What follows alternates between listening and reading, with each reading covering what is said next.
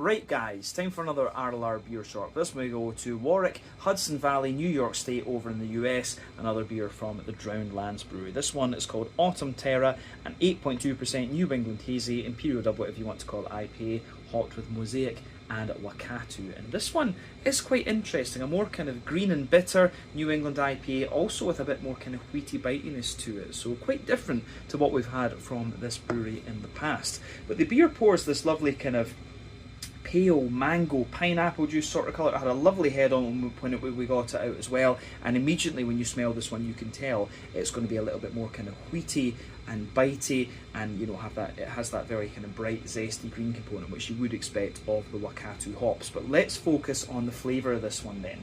So the backbone of this beer, you've got a lovely kind of fresh white bready bread crust in there, a little bit of woody character further forward, a layer of Jacob's cream cracker, wholemeal brown bread above that, fluffy white bread from the barley malt in there too. That gives you a little bit of sweetness into the aftertaste, but it's also quite crisp compared to some other American brewed New England IPAs that I've had recently. Then you've got the more dense wheaty white bready layer sitting on top of that, smoother further forward, more bitey further back on the palate. Then you've got the oaty notes down the middle line of your tongue. Very, very creamy, but very slightly dry out toward the edges of your palate there. And in the centre of your palate you've got that little kind of oval shape there which has got a wee bit of Werther's original butter candy butterscotch in the middle, but then it's just surrounded by a little bit of kind of McVitie's digestive biscuity character there.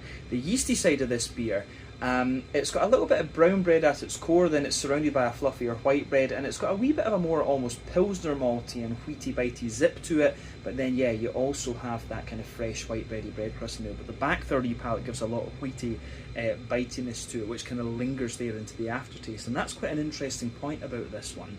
Now on the hoppy side of the beer, back corners of the palate, you've got a little bit of that earthiness which comes from the Mosaic. As you move further forward, it's a wee bit more herbal and woody, which is Wakatu. There's a wee touch of almost pine resiny note in there, but as you reach the front corners of your palate, there's more kind of floral aromaticity, and it's got a little bit of spice to it, which I suspect is the Wakatu, and probably that Wakatu is in pellet form in this one. But round the front curve of your tongue, it's a little bit lighter and zesty and more grassy, and the fruity side of this one's interesting as well. On that front third of your palate further back, you do get a little bit of like passion fruit or apricot or whatever, but that disappears after the kind of impact flavours, and the beer really leans toward that more tangerine orange from the Mosaic and that lemon limey kind of zesty character that mixes in with all the grassy esters there, and that is the Wakatu in this one.